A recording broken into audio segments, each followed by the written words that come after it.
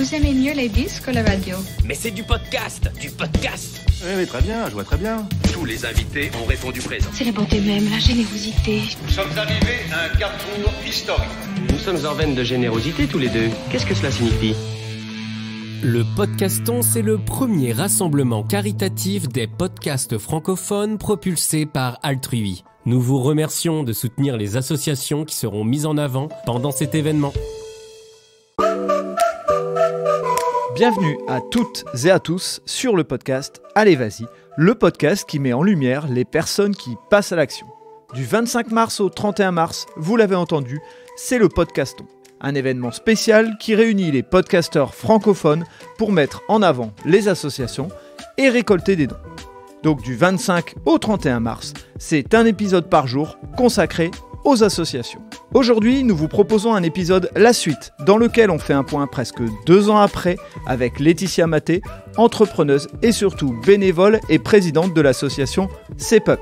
Si vous voulez soutenir l'association, rendez-vous dans les notes du podcast. Allez, bonne écoute à vous! Eh bien Laetitia, on se retrouve pour un La Suite. Alors pour ceux qui ne savent pas, un La Suite, c'est un podcast qui fait le point sur un invité qui a déjà fait un podcast. Et donc tu étais venu sur le podcast Allez Vas-y pour parler de ta triple casquette à ce moment-là, qui était celle d'entrepreneuse, celle de bénévole et celle de sportive. Donc le sport est maintenant un peu sorti d'Allez Vas-y, mais je sais que dans l'association CEPUP, il y a du sport, donc on va y aller sans aucun problème. Et l'idée de La Suite, il vient en focus avec le Podcaston, donc qui a lieu du 25 au 31. Donc au moment où vous entendez ça, messieurs, dames, vous êtes en plein au cœur du Podcaston. Si vous êtes intéressés, il y aura des éléments dans les notes du podcast pour comprendre ce qu'est le Podcaston. Mais notre objectif, Laetitia, aujourd'hui, c'est de te passer la parole et de nous parler un petit peu ce que tu es devenu depuis l'enregistrement de l'épisode qui avait eu lieu de tête autour de septembre 2021, donc presque 1 an et demi. Donc déjà, bonjour Laetitia. Bonjour Frédéric. Tout d'abord, merci de nous redonner la parole. De rien. Pour refaire un point justement sur tout ce qui a pu se passer depuis ce podcast. Et effectivement, il y a énormément de choses qui se sont passées. L'association a évolué. J'ai rencontré des tas de belles personnes depuis qui font partie maintenant de l'association. Des personnes qui ont la sclérose en plaques, qui ont depuis évolué énormément. Qui se sont donnés pour travailler justement sur ce que nous on prône au sein de CEPUP et notamment le sport santé. Donc, quand je dis ça, on a eu aussi des gens qui ont été aidés et accompagnés dans leur cheminement vers ce qu'on appelle, nous, le coming out de la CEP. Donc c'est vrai que CEPUP, c'est pas que courir, c'est aussi toute cette dimension humaine qu'on peut apporter aux adhérents et cette présence qu'on a à travers les membres qui aujourd'hui représentent comme une grande famille qui est répartie sur tout le territoire national et aujourd'hui avec moi en Outre-mer, notamment à La Réunion. On a vraiment évolué, on a grandi, on a mûri, on a appris énormément de choses aussi. Alors avant de parler de tout ça, peut-être si tu peux juste, parce qu'il y a des gens qui n'auront pas pris le temps d'écouter l'épisode précédent, enfin ton épisode principal où tu parles de tout ça, est-ce que tu peux nous redire en quelques mots ce qu'est CEPUP, notamment depuis quand ça existe et là tu viens d'expliquer 2-3 éléments, mais quelle était sa vocation au début et qu'est-ce que c'est en train de devenir, comme ça on refait un point et puis après on va arriver vers comment ça a évolué, toi comment tu as évolué aussi et puis ça nous permettra de faire un La Suite. Alors, en fait, CEPUP, c'est une association que j'ai créée en 2008, tout simplement parce que je courais sans vraiment avoir de but et j'avais le besoin de donner du sens à ce que je faisais. Et tout naturellement, en voyant les joëlettes passer, voilà, les frissons dans le dos, c'était vraiment quelque chose de très chargé sur le plan émotionnel de voir ces joëlettes. Je me suis dit, mais avec ma sclérose en plaques, pourquoi pas y aller? Et donc, j'ai commencé à faire la promotion, justement, entre guillemets, hein, de ce qu'était une sclérose en plaques en participant tous les week-ends à des trails avec mon roll-up que je déposais à côté des podiums et les organisateurs, si certains écoutent le podcast, pourront avoir le sourire. Mhm. Parce que j'arrivais comme une grande et puis je déposais mon roll-up et puis j'allais faire ma course. L'idée, c'était de démontrer que même avec une sclérose en plaques, on pouvait faire de grandes choses et qu'il ne faut pas d'ailleurs se dire que c'est fini et que plus rien n'est possible, parce que moi, j'estime que rien n'est impossible. Et donc voilà, ça a démarré comme ça, tous les week-ends, un peu de promotion, dire que bah, rien n'est impossible, que la sclérose en plaques n'est pas une fatalité, qu'il ne faut pas avoir de jugement dans la vie. Si une personne a un comportement étrange, c'est peut-être que derrière, il y a une pathologie avec le handicap invisible. Et on a continué sur ce chemin-là, des gens m'ont rejoint et on a fait l'acquisition de cette joëlette. Alors, on Et va peut-être réexpliquer, on l'a dit dans l'épisode, enfin dans ton épisode original, mais une joëlette, c'est un fauteuil avec une roue et qui est tiré par une personne devant, une personne derrière pour permettre à des personnes qui ont un handicap de participer à une course, hein. C'est ça, tu me dis si je me trompe, hein. Ok, Exactement. Alors, enfin, c'est un peu plus que ça, hein. On a une vas-y. personne qui est derrière, qui guide, comme un vélo, Mhm. hein. Sauf qu'on a un fauteuil avec une personne en situation de handicap et on a deux personnes devant qui D'accord. donnent la direction, enfin, qui maintiennent plutôt la direction. Et par contre, on a aussi au moins trois personnes qui épaulent et qui accompagnent, parce que on ne peut pas faire de joëlette si on n'est pas cinq ou six personnes. Six personnes, c'est idéal. Maintenant, aujourd'hui, on rencontre un problème justement avec cette joëlette, c'est le manque de bénévoles pour pouvoir la sortir plus souvent que ce qu'on peut faire aujourd'hui. Alors, ce que tu veux dire quand tu dis manque de bénévoles, ça veut dire que ce qu'il faudrait, par exemple, c'est que des gens qui viennent sur une course puissent se dire OK, je vais faire ma course en participant. En fait, là, aujourd'hui, il n'y a plus assez de gens autour pour faire fonctionner, hein, si je peux le dire comme ça, ou en tout cas l'utiliser comme il faut, la joëlette. C'est ça, exactement. C'est-à-dire que on rencontre un problème qui nous a surpris. Euh, Faire la joëlette, c'est quelque chose qui fait peur finalement, avec la responsabilité d'une personne en situation de handicap. Sauf que la joëlette, c'est une équipe, donc tout ne repose pas sur une personne, et c'est ce que je dis toujours aux gens qui veulent nous rejoindre pour le faire, pour rejoindre l'équipe Joëlette notamment. C'est pas, tout ne repose pas sur une personne, c'est toute une équipe qui gère la Joëlette et la responsabilité, elle incombe à tous, c'est-à-dire la prise de décision. Quand on sent qu'il y en a un qui faiblit, on le remplace, etc. Donc il y a vraiment un process qui a été mis en place. On a quelqu'un qui dirige la Joëlette qui est expérimenté. On a deux personnes qui sont expérimentées, qui savent de la tenir parce que c'est excessivement lourd. Mais donc voilà, ne pas avoir peur. Moi, ce que je veux dire aux gens, c'est de ne pas avoir peur que la responsabilité ne repose pas en totalité sur eux et que c'est une expérience humaine aussi dont il ne faut pas avoir peur. Parce qu'il y a aussi ce côté-là où les gens sont un peu dans l'émotion et qui se rassurent à la finale. C'est toujours quelque chose d'hyper positif. Donc ça veut dire que si vous êtes coureur et que vous entendez ce podcast, vous pouvez aller sur Facebook, vous allez sur la page Step Up et je suppose que vous affichez les courses auxquelles vous allez participer, ou alors les gens peuvent vous demander justement en message directement les Oui, courses où vous participez pour se rendre un peu utile, parce que c'est vrai que quitte à aller faire une course à pied, bien sûr que si c'est pour aller faire une performance ou autre, je comprends qu'ils ne vont pas participer à la joëlette, mais si c'est pour le faire dans l'idée de se dépasser, bah, il y a une manière de se dépasser, c'est de donner de soi et c'est une forme de dépassement aussi, hein, donc voilà quoi, je pense que ça peut être sympa de faire une course et de donner un peu de soi en même temps et de son temps, donc voilà, le message est passé en espérant que effectivement, parce que ce que tu avais dit dans ton épisode précédent, c'est et on ne va pas revenir dessus trop longtemps pour prendre le temps d'expliquer les actions que vous avez menées, mais tu expliquais à quel point ça a apporté un moment de bonheur et un moment de rayonnement pour la personne qui bénéficiait de la Joëlette et qui montrait que le handicap, ça ne, comme tu l'as dit, hein, rien n'est impossible. Ça permet, tout en étant atteint d'un handicap, de pouvoir sortir et de pouvoir vivre une expérience. Mais complètement.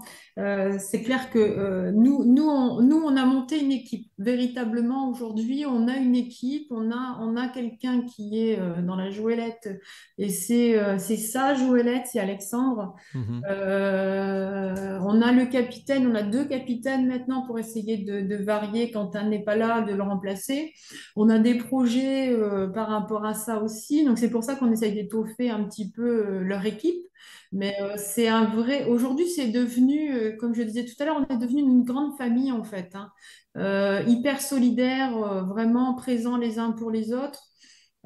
Aujourd'hui, on a un Alexandre qui s'épanouit énormément, qui est devenu quelque part un sportif, hein. Je lui dis toujours, aujourd'hui, tu es un athlète de haut niveau parce qu'il subit nous, on subit parce qu'on porte, donc c'est les bras, c'est les jambes, mais lui aussi, il fait des efforts de contraction, donc c'est génial. Il y a vraiment un échange aujourd'hui qui s'est installé entre nous et Alexandre. Et voilà, maintenant c'est ancré. Et c'est vrai que ce serait génial qu'on puisse intégrer d'autres personnes pour partager ça, parce que c'est exceptionnel de pouvoir prêter nos jambes et puis de challenger quelqu'un qui s'était dit que c'était plus possible. C'est juste, c'est innommable, c'est merveilleux, quoi. Enfin, je veux dire, il y a rien d'égal à ça dans la course à pied. Il y a la satisfaction personnelle de faire un exploit, mais ça, c'est le Saint Graal, quoi.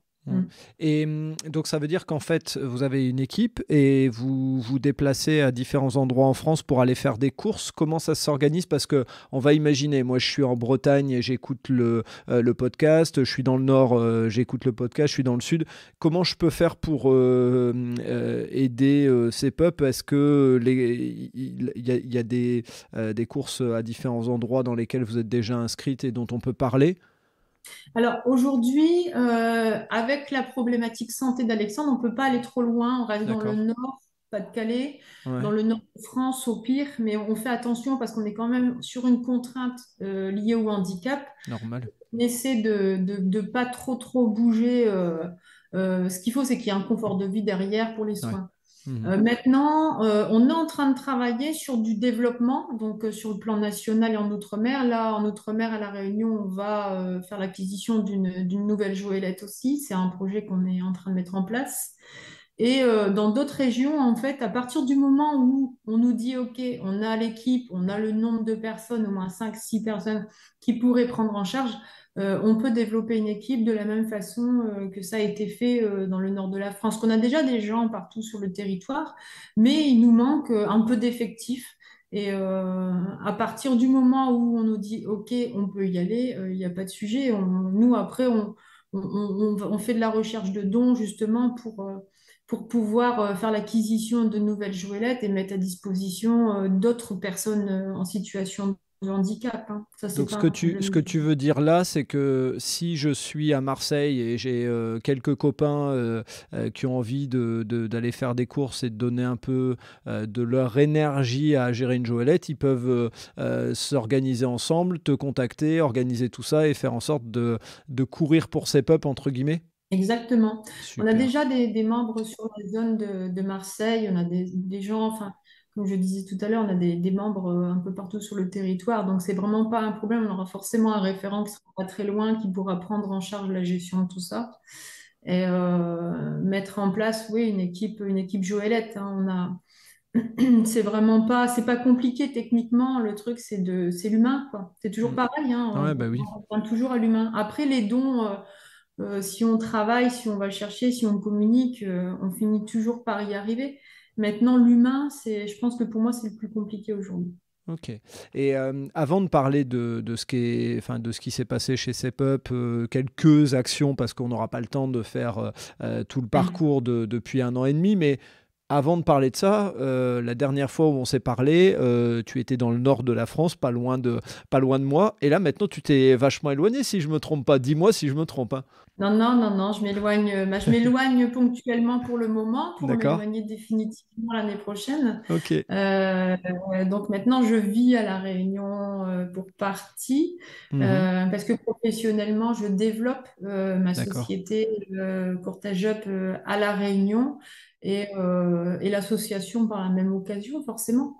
Donc Ok. effectivement, le territoire de la course à pied. Mm. Ok, et alors, je vais le dire en live, comme ça, il n'y a pas de, y a pas de secret. Je ne sais pas si tu as eu l'occasion d'écouter l'épisode de Jérôme Chevret de Vétiver, qui vit à La Réunion, et donc qui fait du vêtement de sport personnalisé éco-responsable et Mhm. qui en plus court pour son fils qui est autiste.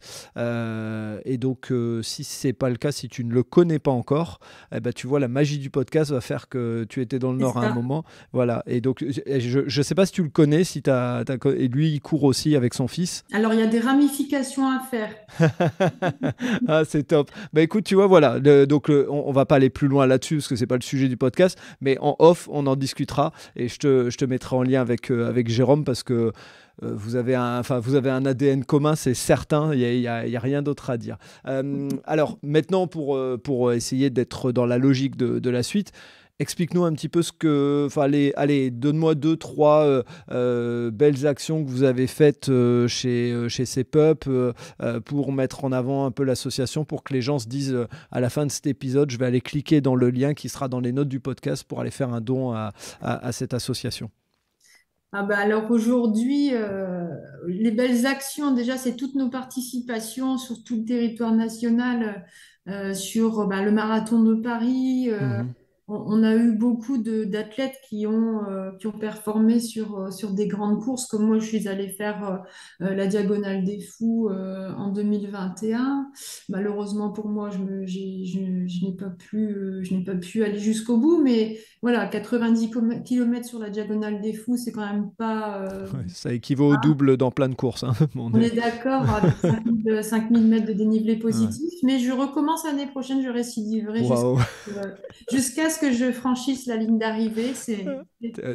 Téméraire, c'est un Ah non, qualificatif mais qui te va bien. je dis pas que rien n'est impossible pour rien, je me l'applique à moi-même, hein. Ouais. C'est vraiment Bravo. ligne de conduite et de vie. Ce que je dis toujours, c'est je me refuse d'avoir des rêves. Par contre, je m'oblige à réaliser tout ce que je veux faire. Pour moi, avoir des rêves, c'est utopique. Je veux pas avoir de rêves. Moi, je veux réaliser ce que je veux faire. Donc, je fais Bravo. ce que je veux. Voilà. Donc, là, la diagonale, je la franchirai. Et, voilà, l'année prochaine, dans un an, on verra. Et quand tu dis il y a des athlètes qui ont été courir par exemple le marathon de Paris, ça veut dire que ils récoltent des dons dans le cadre de leur course pour Alors, l'association, c'est ça? alors là, ça a été une saveur un peu particulière, le marathon de Paris, pour moi, parce que j'ai accompagné, moi qui ne suis pas du tout marathonienne, plutôt Mhm. ultra-traileuse, donc le béton, c'est pas tout à fait Oui, mon j'imagine. univers. Mais je l'ai fait pour accompagner une nouvelle adhérente qui s'était fixée comme challenge de franchir la ligne d'arrivée d'un marathon, et plus particulièrement celui de Paris. Et je l'ai accompagnée sur cette course pour qu'elle puisse franchir la ligne d'arrivée. Voilà, donc on a démontré ensemble que rien n'était impossible. Et après, au-delà de la course à pied, au-delà de tout ce que les adhérents de l'association ont fait, je pense aussi à Charlotte qui a fait une course de 80 km alors qu'il y a 3 ans, elle me disait que j'étais dingue. Maintenant, c'est à elle d'être dingue, mais c'est génial. Par contre, là où je suis assez contente aujourd'hui, c'est qu'on a réussi à trouver un centre pour Alexandre pour l'aider dans sa motricité et le faire accompagner par des professionnels de santé, des médecins vraiment sur un centre dédié pour lui. Ils sont prêts à l'accueillir alors qu'à la base, ils n'étaient pas partis sur cette dynamique d'accompagner des gens sur du handicap lourd. Et ils vont le faire alors qu'une équipe pluridisciplinaire normalement est prévue pour plusieurs personnes. Là, ils vont s'occuper de son cas exclusivement pendant un temps donné. Et donc avec Dog for Sport qui est à Villeneuve-d'Ascq. D'accord. Et ça, grâce à l'association? Ouais, Ah, oui, bravo. oui, oui, c'est génial parce que déjà, ce sont des professionnels qui sont eux-mêmes humainement géniaux. Mhm. Et donc, pour moi, c'est peut-être l'espoir aussi de l'aider dans sa motricité, peut-être de regagner du muscle, de l'aider à se mettre debout, et l'avenir nous dira le reste. Mais voilà, c'est des petites avancées comme celle-là, parce qu'on travaille beaucoup sur le fond, on travaille beaucoup sur comment améliorer les choses sans passer des messages qui sont pas bons, parce que ça, je veille vraiment à pas passer des messages, que ce soit sur le traitement, ne prenez pas de traitement. Il est hors de question que je dise quelque chose comme ça. Je n'en prends pas moi, mais ça n'incombe qu'à moi-même. C'est mon choix à moi. Donc, je ne passerai jamais ce message-là. Je ne suis pas médecin, je renseigne pas les gens sur la pathologie. Je refuse de le faire d'ailleurs. Euh, Aujourd'hui, notre objet, c'est regarde ce que je fais, pourquoi pas toi. Voilà, ça s'arrête à ça. Et trouver des solutions, comme pour Alexandre, faire des courses en goélette pour transmettre ce qu'on est capable de faire à des personnes qui ne peuvent plus le faire, et rester dans l'optimisme et montrer au plus grand nombre que le handicap invisible, il faut en tenir compte. Que le copain ou le voisin, s'il fait la tête, c'est peut-être pas parce que il est mal luné ou qu'il a un mauvais caractère, c'est peut-être qu'il est pas bien. Ou quelqu'un qui titube, il est peut-être pas saoul, hein, c'est tout simplement la maladie qui est là.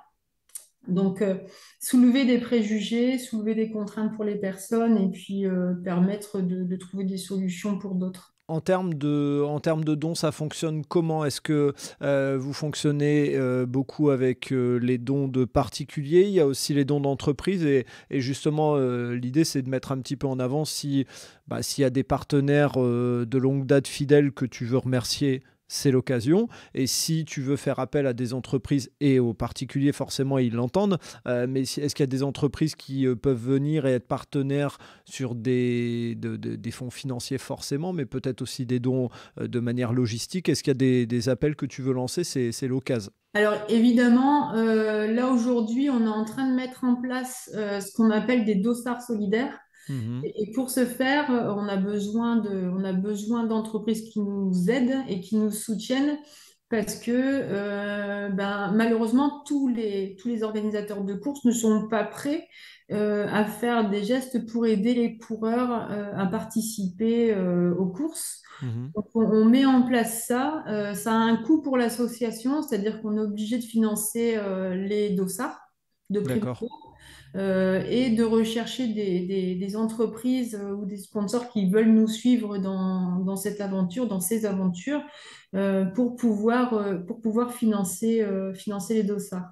Ce que Donc, tu veux dire, dossard solidaire, ça veut dire par exemple, je m'inscris à une course, elle coûte 10 euros, je la paye 12 et je verse 2 euros à l'association. C'est dans ce style-là ou alors, c'est autre chose? il y a ça. Il y a Mhm. ça, mais alors ça, c'est un accord déjà Ouais. passé avec l'organisateur en général.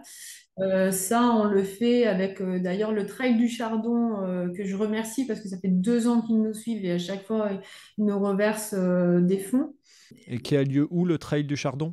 Me semble-t-il que c'est à Angres. D'accord, ok.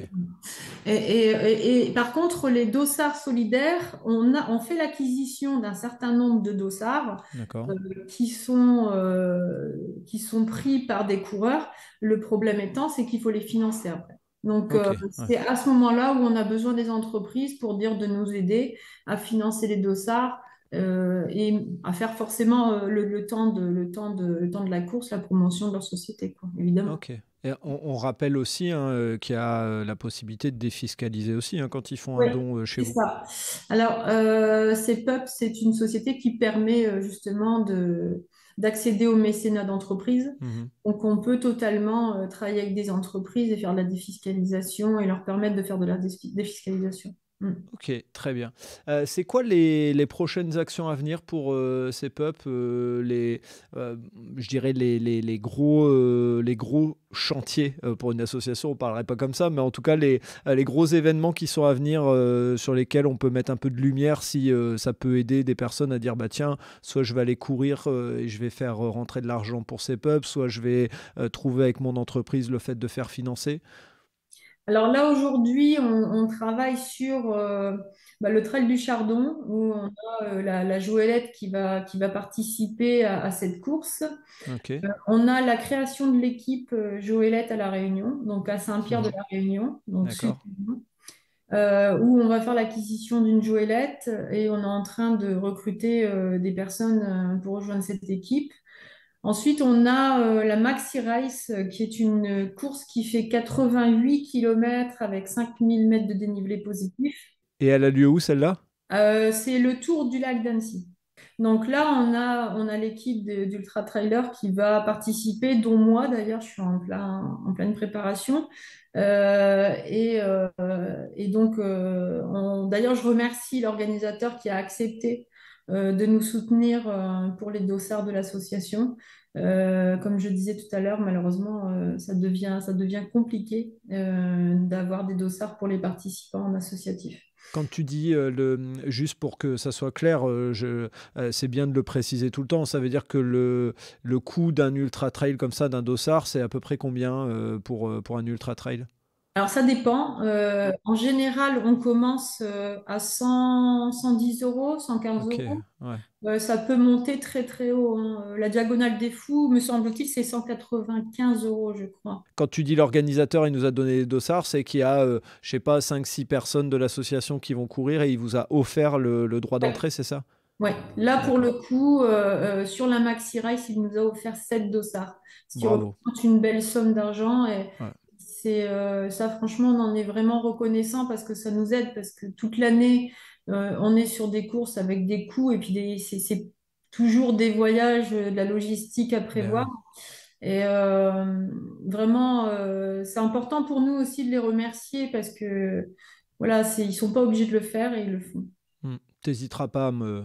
On le dit en live, mais t'hésiteras pas à me donner les liens permettant de Oui, les citer, de les taguer pour dire merci, parce qu'effectivement, parce que c'est souvent en plus soit des bénévoles ou en tout cas, enfin bref, c'est des personnes qui donnent aussi beaucoup d'investissement de leur temps, donc faut le citer aussi.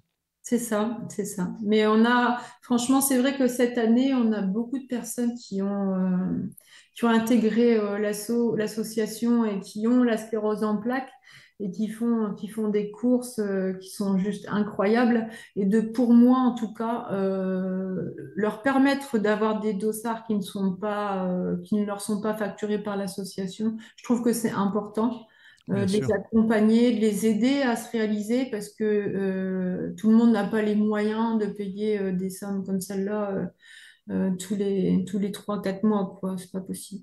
Non. Ouais, je comprends, je comprends.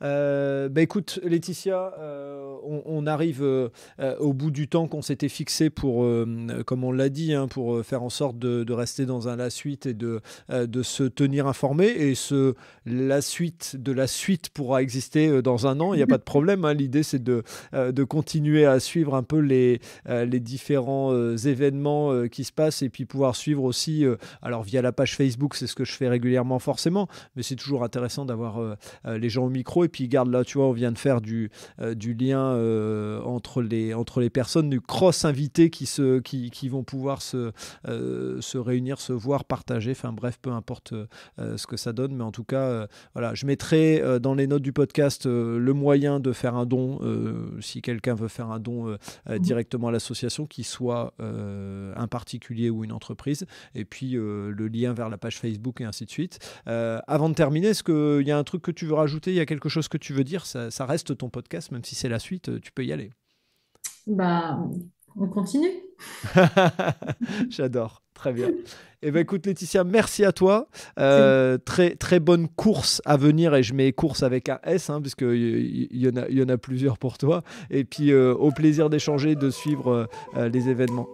Merci, à bientôt. Merci d'avoir écouté cet épisode jusqu'au bout. J'espère que vous avez apprécié ce moment, et si vous voulez en savoir plus, rendez-vous sur les notes du podcast. Si vous avez aimé cet épisode, n'hésitez pas à en parler autour de vous pour donner encore plus de lumière aux actions des invités. Si vous avez envie de suivre Allez Vas-y, abonnez-vous et évaluez le podcast, notamment sur Spotify et Apple Podcasts, sur votre plateforme d'écoute préférée. Si vous voulez faire avancer mon travail, laissez un commentaire sur Apple Podcast, ça aide à faire connaître le podcast. Pour ceux qui ne le savent pas encore, j'ai lancé un autre podcast sur le voyage qui s'intitule Loin de chez soi. Il est disponible sur Apple Podcast, Spotify, Deezer et sur les plateformes d'écoute. Je vous donne rendez-vous un mercredi sur 2 pour un podcast Allez vas-y sur les entrepreneurs et entrepreneureux, les bénévoles et les engagés. Et tous les vendredis pour un épisode consacré aux sportifs et aux sportives. D'ici là, portez-vous bien.